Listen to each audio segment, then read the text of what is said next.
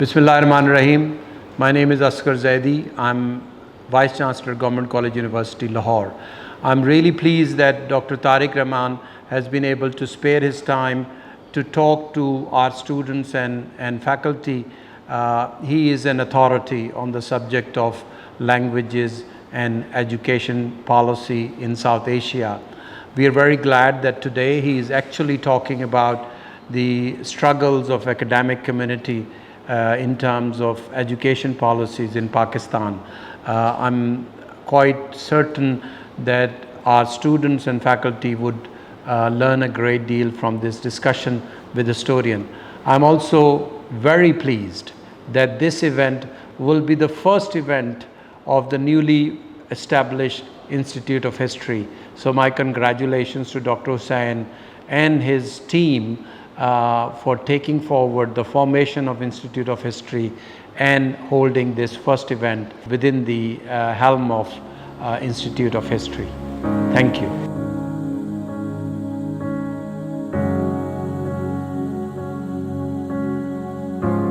Hello and welcome to our today's session of Conversations with Historians. Thank you very much indeed. This is organized by the students of the Institute of History at GCU. In each conversation, we invite a senior scholar to learn more about their work.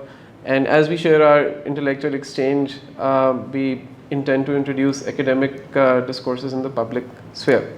Now, for this, we are particularly grateful to our Vice Chancellor, Professor Dr. Asghar Zaidi, the driving force behind our effort to improve and refine discussions about history and society. And it has been through his continued support and encouragement that we have been able to organize events like these that seek to be positive influences in society.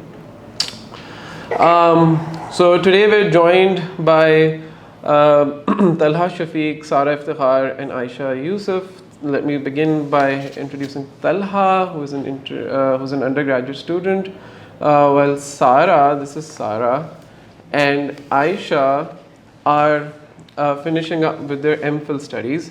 I myself happen to be a PhD student, and we're all housed at the Institute of History at GCU. So with this, I think we're ready and excited to introduce our guest for today, Professor Tariq Rahman. So for those interested in Pakistan's contested past, Professor Tariq Rahman's scholarship is significant. It is hardly conceivable that one can study Pakistan's struggles with educational disparity, ethnic conflict, and national identity without going through his pioneering works of linguistic history. Now, beginning with his 1996 book, Language and Politics in Pakistan, Professor Rahman has gradually accumulated a prolific body of writing on the history of language and education in Pakistan that boldly criticizes the country's power elite for pursuing policies that have deepened social divisions in the interest of furthering their privileged position in the global political and economic order. Works by Professor Rahman that have become classics in the field include Language, Ideology and Power, Language Learning Among the Muslims of Pakistan and North India, Denizens of Alien Worlds, A Study of Education, Inequality and Polarization in Pakistan, one of the best titled books in my opinion. With his next major book, From Hindi to Urdu, A Social and Political History, Professor Rahman made scholarly interventions that went beyond Pakistan to the South Asian region with implications for both present-day Pakistan and India. More recently, he has waded into intellectual history with his interpretations of jihad in South Asia and intellectual history. The list of Professor Rahman's honors, awards, publications, and presentations, both scholarly and popular, is endless. He has earned the highest national honors and awards both in Pakistan and abroad. He is presently working as Dean School of Liberal Arts and Social Sciences and Acting Dean School of Education, Beacon House National University, Lahore. We are honored and delighted that he has joined us for a conversation about his intellectual career and work. So, welcome to the panel discussion, Professor Rahman. We would like to start our discussion with a question from Talha. So, Talha, please go ahead. Throughout your career, you have written works in the service of the humanitarian values, envisioning a tolerant and a more inclusive society. Professor, what was about your education and upbringing that inculcated these values in you? Look, my family I mean, I don't know where I should begin.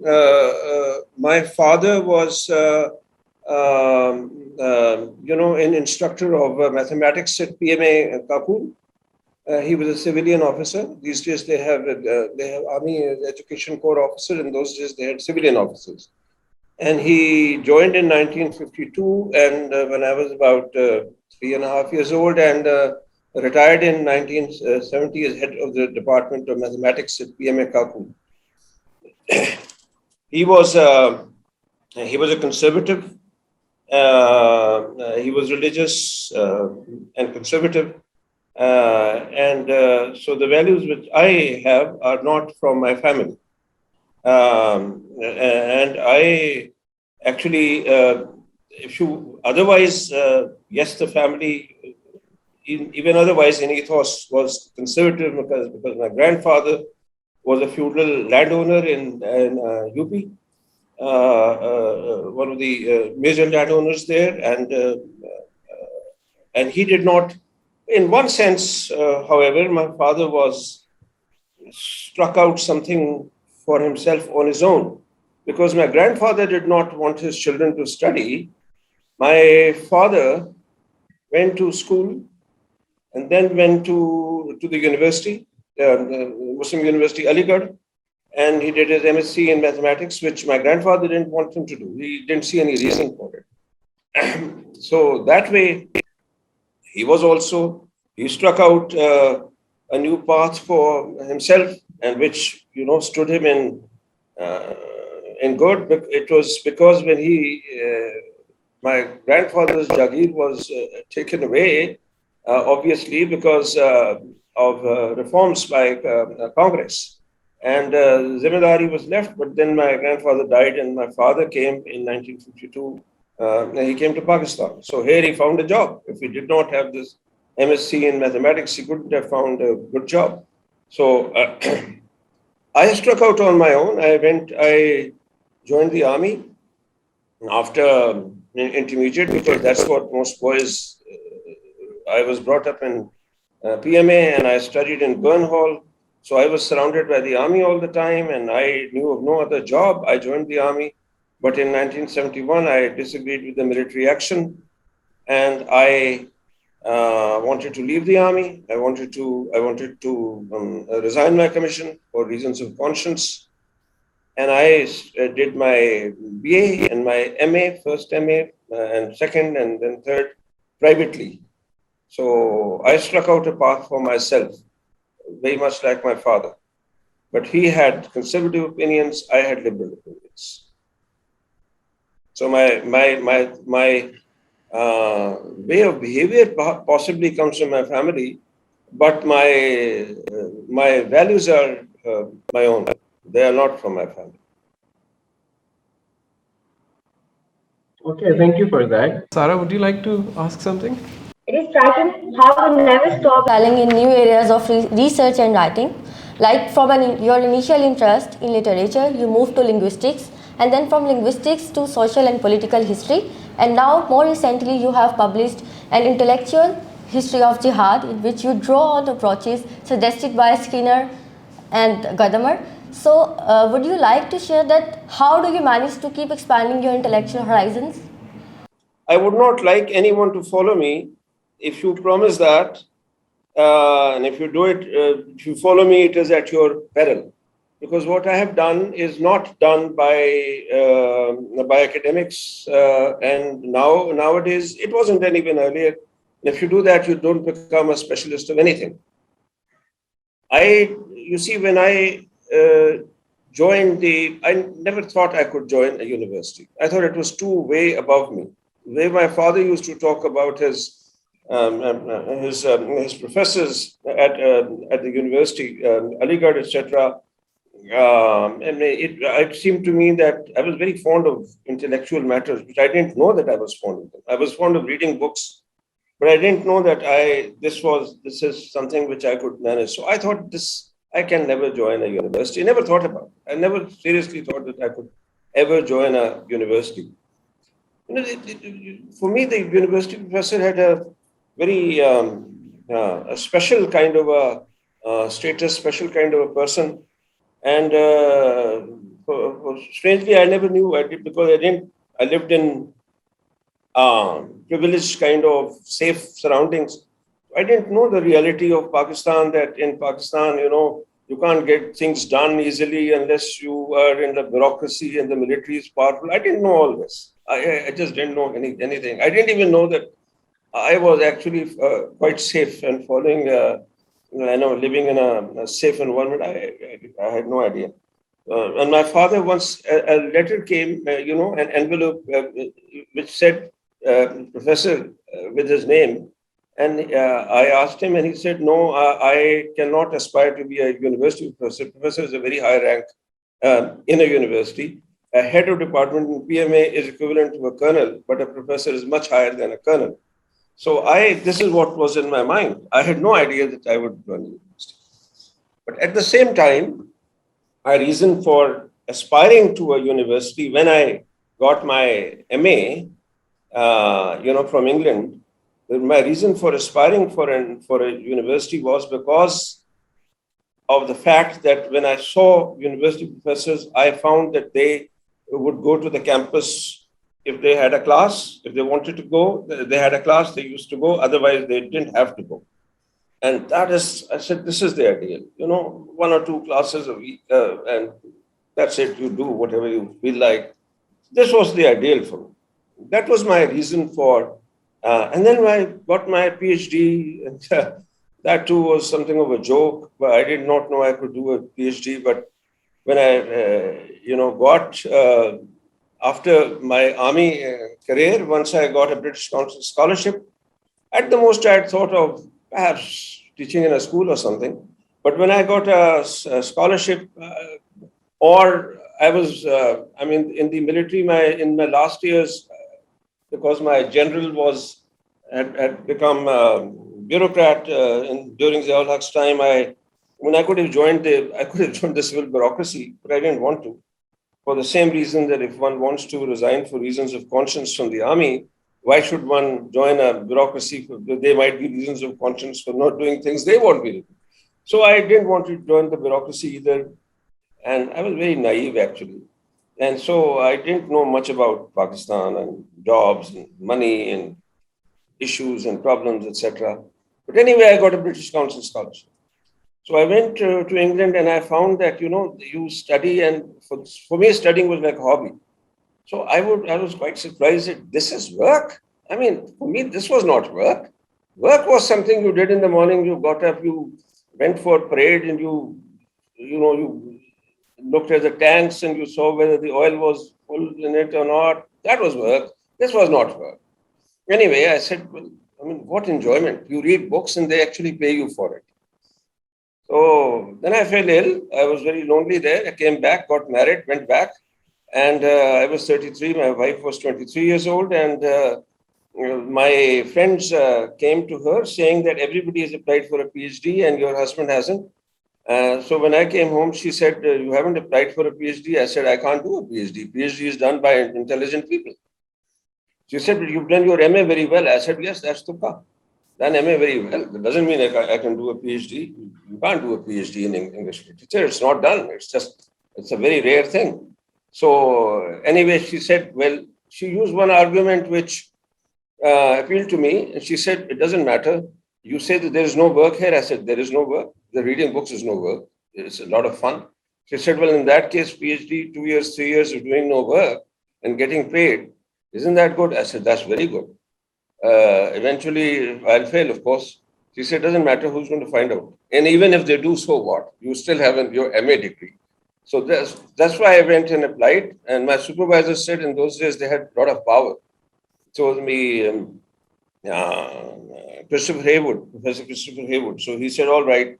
So what are you going to do on? So I wrote on a small piece of paper something, and he said, okay, we're going to get it done. So they got me a scholarship and British Council scholarship again. And since my work was eventually, at that time it wasn't, but eventually it was on E.M. Forster, and the collection of E.M. Forster was at King's College, Cambridge. My professor and others advised me to go to Cambridge. But I thought Cambridge is going to be difficult. I'm fine in Sheffield. I'm settled here. Why go and another 1 year will be required for, because I have not studied there. I've studied in Sheffield, and they've excused me. They have directly sent me to PhD without sending me to MPhil. So directly after MA, I was in PhD. So Cambridge will ask me to do an MPhil, etc. I didn't want to do any hard work. So I didn't actually go to Cambridge, and actually I used to go and study there. I sit in the archives, E.M. Foster collection, come back. So ambition was absolutely zero ambition. My ambition was only to enjoy myself, and enjoyment came by reading those books, etc. So I read those books.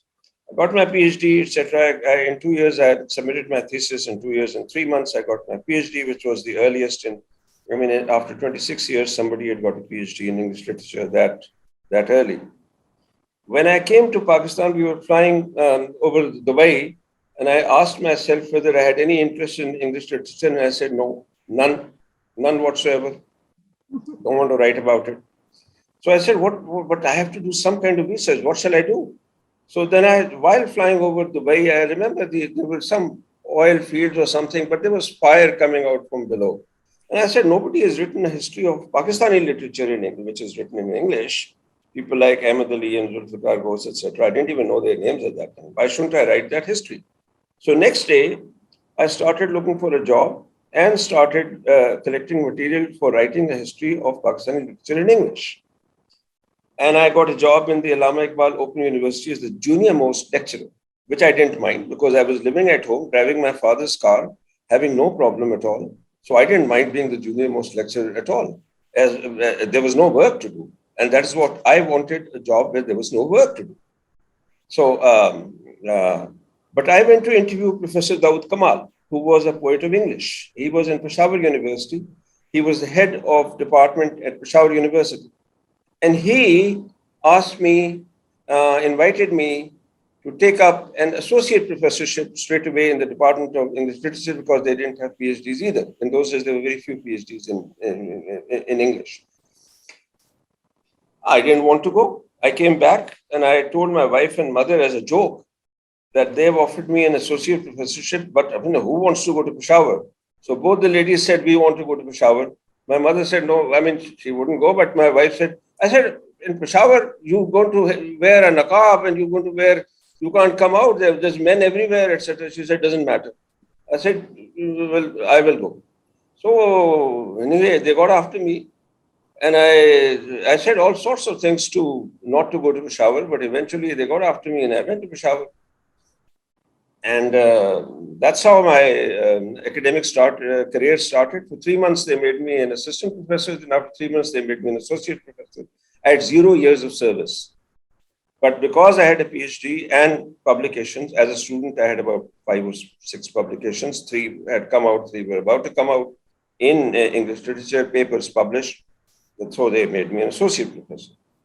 But I wrote this book, History of Pakistani Literature in English. But in 2 years' time, I came to Muzaffarabad. They made me a full professor there. A new department was, starting there. And there, I wanted to introduce linguistics for the reason that in literature, if you give an opinion, it's basically a subjective opinion. It's not as firm, as hard as something which one does in the social sciences. My ideal, of course, was that one should do mathematics, but I had never done mathematics. So anyway, can't reach that ideal, but something more firm, something more objective, something more reliable and not so subjective.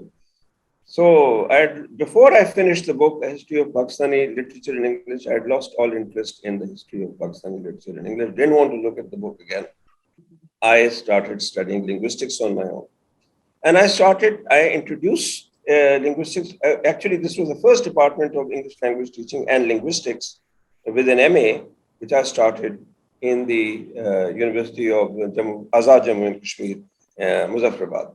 This was in 1987.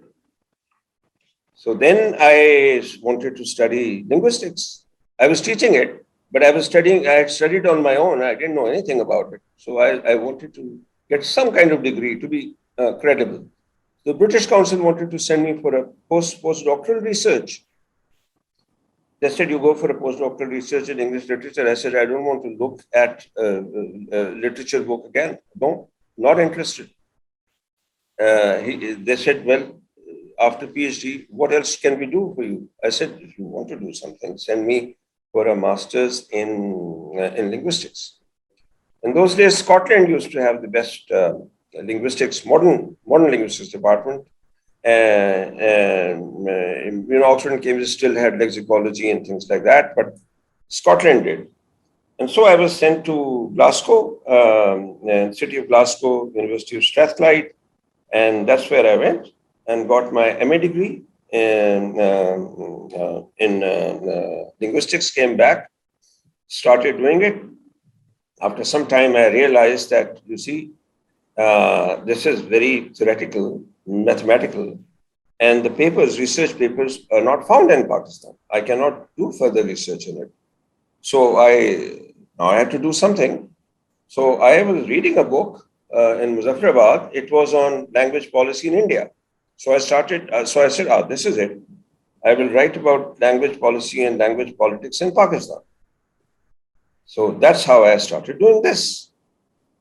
Then I got a course in Cambridge, University of Cambridge. This was a summer course on language and the mind. So I went there, but not to do the summer course. I went there to collect material for my book, Language and Politics in Pakistan. So I collected material for language and politics in Pakistan. Attended lectures once or twice, but mostly collected material on language and politics in Pakistan. And came back and then I wrote this book, spent my own money, went to England spending my own money, living on just one apple a day, living with my friend Chandra Mohan and traveling all the time. And so I wrote this book. It got published. And then I wrote another one, which was on language learning among the Muslims of South Asia. Then the byproduct of that book is, because I had looked at language learning in South Asia, I looked at medium of instruction in madrasas and English medium schools, Urdu medium, and so on. The byproduct of that is denizens of alien worlds. It's not really an independent book in that sense. It's a byproduct of it. I had collected so much material that I thought I'd write a small monograph on this. So then I wrote a history of Urdu, a social and critical history of Urdu, for which I did a lot of work. I went to India for it, and I went to England again, and went to Germany, and lots of places. I got those fellowships and things, etc. And interpretation of jihad in South Asia came later, and actually I really wanted to do nothing more than find out as to why there are some people who think suicide attacks and such things are justified. And then I got into it, and then I found that one has to look at the interpretations that people have. Then I started looking at the Urdu tafsir. I found that Urdu tafsir has not been studied, although Arabic tafsir has been studied, perhaps Persian also, but not Urdu. So I looked at about 13 of them and looked at how the idea of jihad has been traced out by different people, how it has been explained by different people. That's what the book is about. This I spent my summers in Oxford, and I got several fellowships there. But I also spent a lot of my personal money on it, this book. I think I spent more than about 15 lakh rupees on this book, personally, from my own pocket. Because after the first fellowship, the others I had to pay for, living in the college, and for the room, for the food, etc. And I was just given access to the library, to the bodleian. But the rest of the stay came from my own side. So this book cost a lot, but it's been received very well by Islamic studies departments. After that, I have written a book on Pakistan's wars, and I've lost interest in it. I'm now writing on Ghalib. So that's how it is. I've never stayed on one subject, which means I'm not an expert on anything. It's not a good thing to be. Because you see, if I want to, that's why I don't supervise PhDs, etc. Because I'm not an expert on something. You've got to be an expert on something to supervise a PhD. Okay, I'm sure you're being very humble here, Professor Rahman. That is quite inspiring. It's realistic. No. But we've read your works, and they're quite nice, and they are quite rigorous. But let's move on to our next question now, which is by Aisha. So, Aisha, please, what would you like to ask? Yeah. Sir, my question is related to your book, Language, Ideology and Power. Sir, I just want to ask that you allow for the mild version of Sapir-Whorf hypothesis here, which is Sapir-Whorf hypothesis on linguistic reality, which is the idea that our sense of reality is semiotically constituted.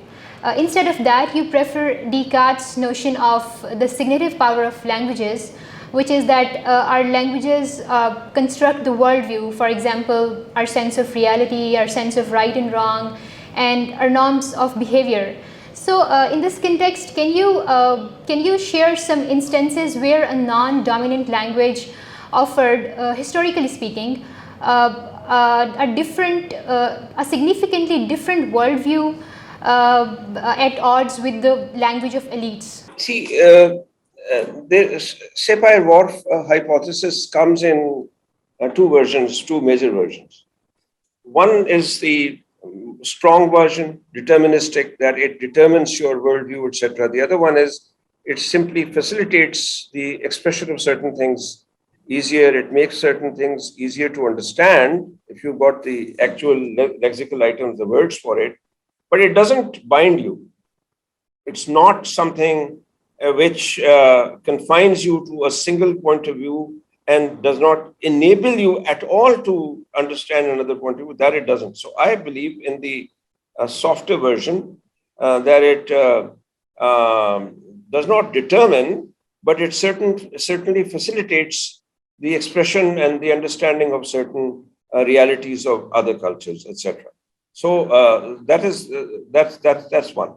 Now, given this point of view, given this interpretation, second, in sort of softer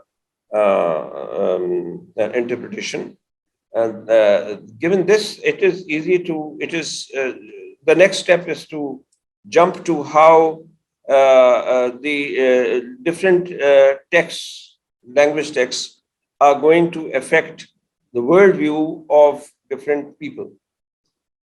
Now, in that, I have looked at, let's say, it's a sort of cyclical symbiotic relationship. After all, the texts are created by people living in a certain culture, right? Once they are created, they are taught in that culture or some other. So they are first created, but the worldview was there, which created the text. Then the texts reinforce young people's worldview also. So they are in that cyclical relationship. Worldview changes, texts change along with it, right? Now, look at in the book which you mentioned, language, ideology and power. I think in the 12th chapter, perhaps the second last chapter of it, I've looked at language, text, and worldview. And I've looked at the changes which were brought during the colonial era, the British colonial era, in the textbooks. One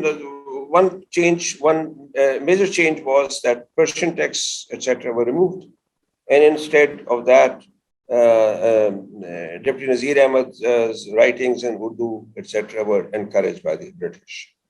They encouraged prose writings, etc., which were very different from the Persian text. Now, the Persian texts, people say that this is colonial intervention. Of course it is. And people say it is for the consolidation of the empire. Of course it is. All colonial powers want to consolidate their rule. So with this, there's no issue at all.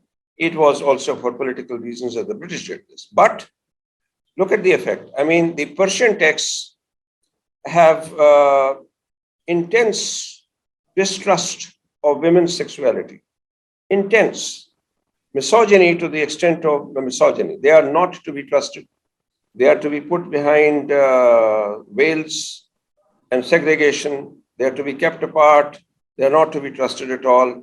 And that is what the textbooks, which were taught for hundreds of years during the Mughal era, That's what they said. I've referred to that textbook there, so I'll not go into details, but that's what it is. And then there are others, Tota Kahani and so on, all of them have the same message. Keep your women in control for the men. They also have the other one, that the shurafa, that's to say the elite, the mostly the landed elite, they are the ones who have nobility and virtue in them. The other ones are the, the lower people, aslaf.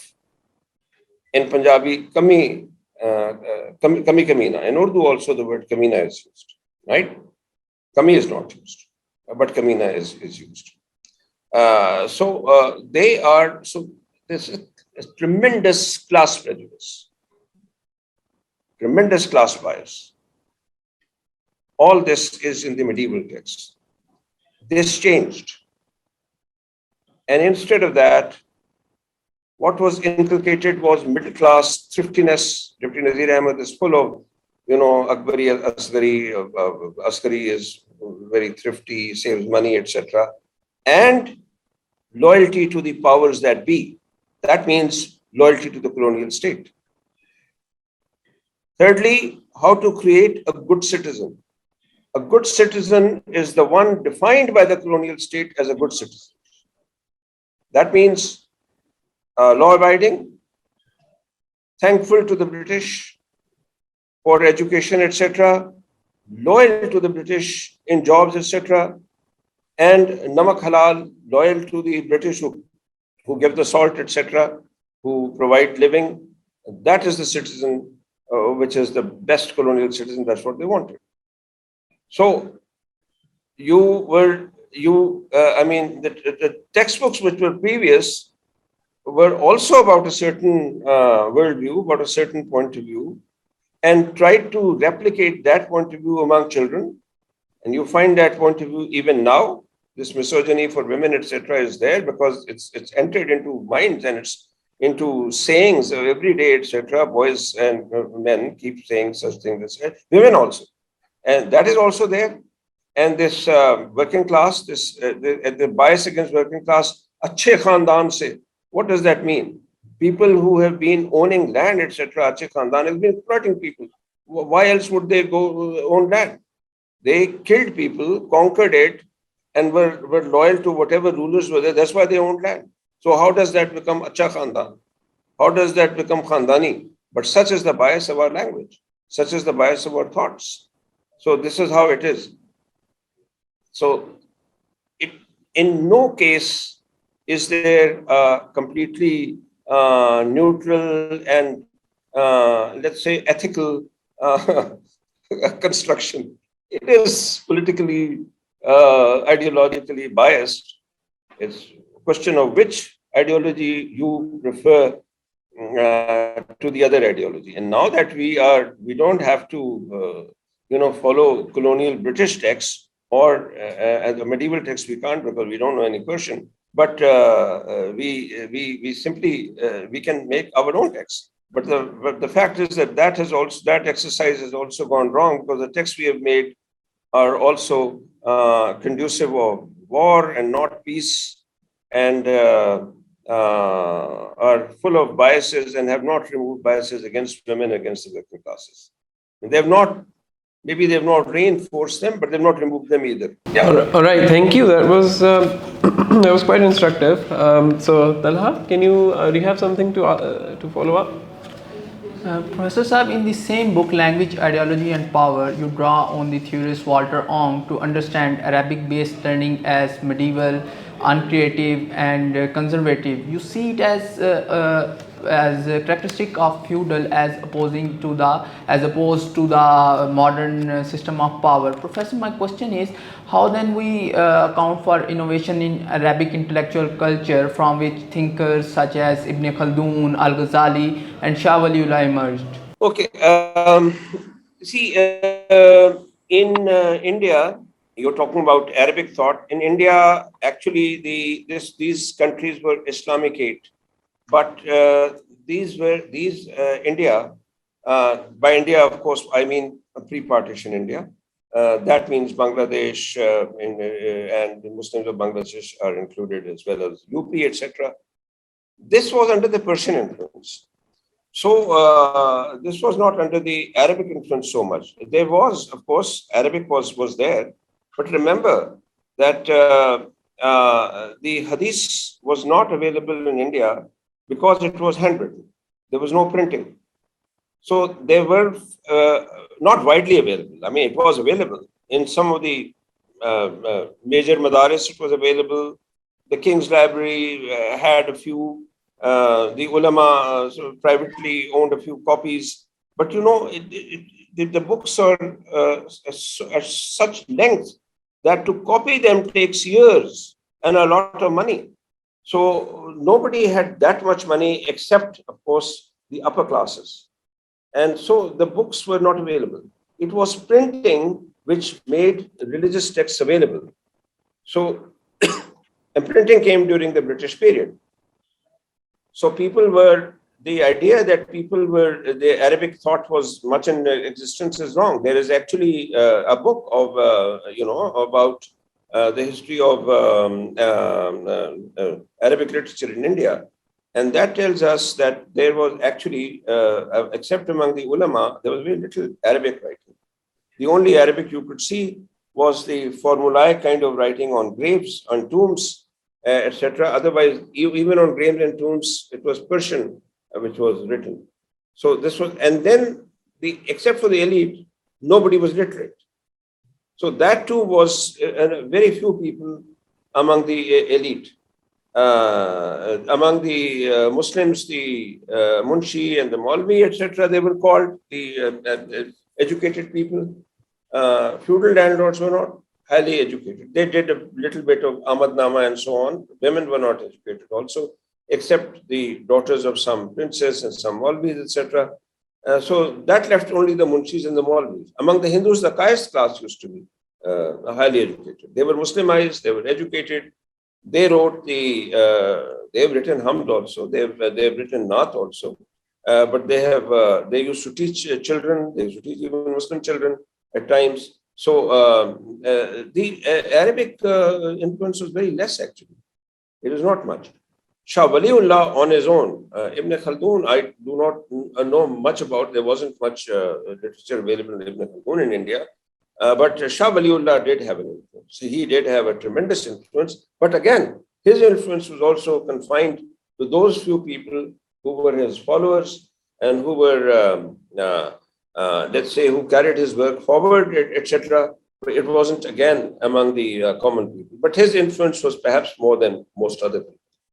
Because eventually it was his influence which created movements for greater religiosity in North India and the UP area. But let's remember that by this time, the printing had started. So Shah Waliullah's words and small pamphlets were printed again and again, and others at that time. Yeah, in the one other thing, remember that during the time of the 18th century, Muslim intellectuals, the ulama especially, were very concerned as to why Muslim political power. So all these were there. So a local movement had started, not concentrating on Arabic and Persian, but bringing Islam in the local languages to the people. So this was also there. And then, of course, Urdu was the chosen language, and Deoband and everyone started teaching children students in Urdu. So Urdu became the Islamic language, major Islamic language in India. Thank you so much. I have a question now, if you allow me. And this is from your book, From Hindi to Urdu. In that book, you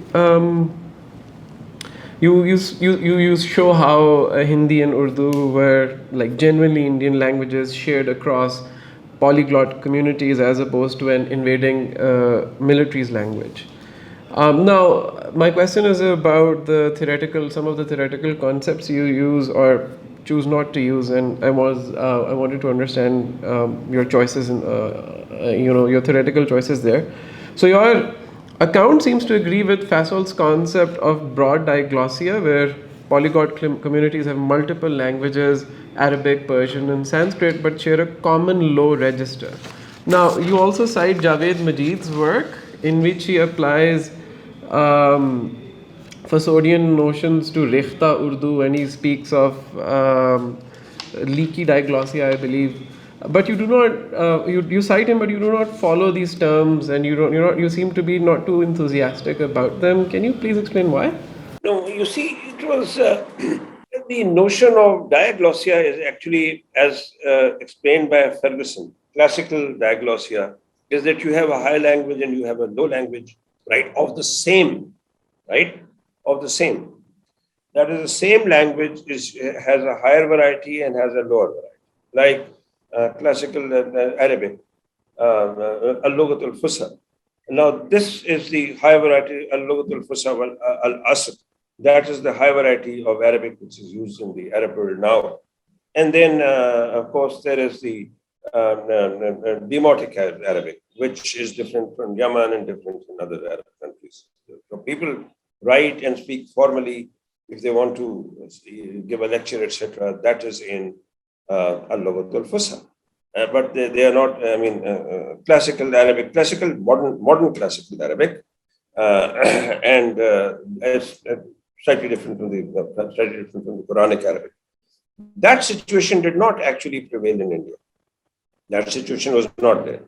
It wasn't that there was any Urdu, Hindi, etc. Was never there was never a high variety till such time that they were later standardized, much later standardized, and then they became high varieties in their own right, some forms of their standardized forms. But otherwise, before that, Persian was the high variety, and in for the Pandits, Sanskrit was the high variety, but they did not have a lower variety. So that was not there. So this notion does not fit India. Not the case of Urdu. Secondly, what I have said is that, you see, the name of Urdu was actually Hindi earlier, Hindi and Hindivi earlier. Now, right from the 13th century onwards, we get evidence that this language was called Hindi or Hindivi. And actually, the outsiders who used to come from Iran and Afghanistan and so on used to call, or Turkestan, used to call all languages of India as Hindi, languages of Hind. Punjabi was also Hindi for them. So this is, it's not something new. Babur comes and, he uses the word Hindustani, and he is somewhere near Lahore at that time. What does he use it for? Does he use it for, like the British used for the commonly spoken language of UP or cities, or does he use it for Lahore's language, which must have been Punjabi? I don't know. But the word, these are outsiders' words. So this is what the ancestor of Urdu Hindi was called, till much later when it was standardized and the word Urdu was used. Urdu was used only in the 18th century, the word Urdu. It's got nothing to do with, in India, it's a complete misunderstanding. Your books say it all the time, that Urdu is from Turkish and it means a military camp, so Urdu is a military language. Of course, the word Urdu comes from the word Turkish, which is used for camp. But in India, it was used for the king's city, for the capital of the king. It wasn't used for a military camp in India. Shahanshah wa Urdu-e khud mein aayat. The king is coming towards his capital city. So here it was not used in that sense. So Urdu was never a military language as such. It was, it was an Indian language, which was called Hindi, and it got mixed in with Persian words, etc. As English did. English got mixed up with Norman words, French words, and Latin words, and Greek words. So did this language. It is not a Khichdi language. It is not a Khichdi language would be something like a language used for business, would be a pidgin. This is not a pidgin language. This was a language, and it absorbed words from outside, just as English absorbed words from outside. In your writings, you seem to support liberal secular frame for public education, but such a view has been opposed and criticized by some post-secular theorists such as Jose Casanova and Talal Asad and Sabah Mahmood and Charles Taylor for being oppressive, divisive, and excluding. So I want to ask that do inclusive spaces necessarily have to be secular? Phrase in it which one sees this might make sense. These people demolish everything Western but come up with nothing of their own. They are responding perhaps to a Western audience, and perhaps their response is because where they live in the United States, Sabah Mahmood used to be there. I met her at the University of California, Berkeley, when I went there. And Asad Talal probably lives in New York or wherever. He's in America. So they respond to the domination of the West, the intellectual domination, the cultural domination in the countries where they live. And it must seem right to them. To me, what seems right is, with all respect for tolerance, which means religious tolerance also. Nowhere have I said that there wouldn't be religious tolerance or, respect for religion or accommodation of different points of view, different types of sects and religion and everything. All that is certainly there. With all respect to all, I believe that in Pakistan, insisting upon purely religious kind of education, which would surely be sectarian, is going to be difficult.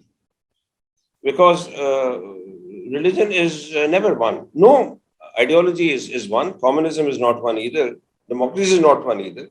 But religion, perhaps because emotion is invested more in it, etc. So the Shia-Sunni divide and other divides are going to manifest themselves more. And also, if you look at my book, in Interpretations of Jihad in South Asia, you will realize that the interpretations vary. So it's possible that if you give it in the hands of someone whose interpretation is that militancy is fine, and that one can attack another country without declaring jihad, that's fine. If you give it to such people, they're going to interpret it their way. That's their way of interpreting it. And they may be sincere in how they interpret. One is not doubting anybody's sincerity. But do you want that to happen? If you want it to happen, by all means, you go ahead. But personally, I feel that is going to be more divisive in our context. That is why what my insistence is on, not insistence, but my suggestion is that Pakistan would need a more inclusive system where differences are not played up, commonalities are played up, and where tolerance and human rights and women's rights and so on are given the prime importance in education, of course, and peace. I would like more mixing. And also, I wouldn't bother about English words being used. As for heritage, it keeps changing all the time. The English which Chaucer spoke is not the English which is spoken now. And the Urdu which you speak is not the Urdu in Lahore, is not the Urdu which was spoken in Delhi or Lucknow. It keeps changing. So it doesn't matter to me so much. I'm not a purist in linguistic matters. All right, with that, I'd like to wrap up our discussion. Thank you so much, Professor Rahman, for taking out so much of your time and and sharing those valuable insights from your personal life and from your work and from your ideas with us. So if I may, I would just like to go over what we discussed quickly for the benefit of our audience. Professor Rahman told us about his personal life, how he broke from his family tradition, and he told about his journey of personal discovery of liberal humanitarian values. We also asked him about how he keeps expanding his points of views and intellectual horizons, and we were able to gather that it all boils down to his exceptionally curious, bibliophilic and autodidactic nature, and he's been following his heart all his life. That's what enabled him to take up new and challenging projects throughout his life.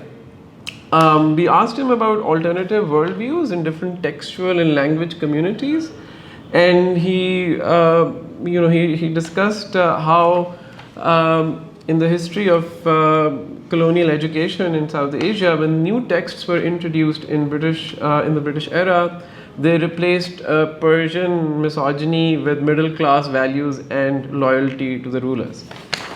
We also asked him about innovation in Arabic thought, and he told us that Arabic in South Asia was a language that was limited to the ulama, which is why it's not much should be made out of it, or at least to the degree that many modern day divisive movements try to say.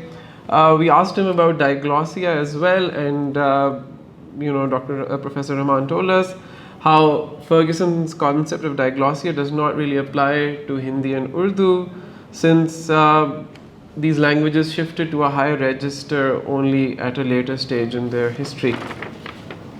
There was an interesting question about post-secular theorists, and Professor Rahman does not like them, especially in the case of Pakistan, where if we, according in Professor Rahman's view, if we were to use a religious education or mandate religious education, it is bound to be divisive, and so there's a need for a non-religious and inclusive curriculum. And finally, we asked him about language purists and why he's so troubled by this idea of legacy or recovering legacy. And he told us how fixing legacy or thinking about some fixed legacy is a very arbitrary matter and often plays into the hands of divisive forces, whereas he would have people across the border mixing more freely. So once again, thank you so much to Professor Rahman, to our Vice Chancellor, to all of the people who made this event possible. So thank you so much for being here, Professor Rahman. Let me also thank you all for very intelligent questions, and your wrapping up was excellent, because it's not easy to comprehend and then put them in such succinct and clear words. You did that, and that's, I think, very great. And thank you for allowing me to speak to you people, and perhaps to other people who might be listening later. I am sorry if any one of you will be, some will be distressed by what I said, and they will mind it. So I apologize in advance. I apologize to them, because I don't want to cause any distress. That's the last thing I want to do. But people will be angry. Some of them will be angry. Some of them will mind it. They've got every right to do so. And I must also say that I generally do not speak much about controversial issues.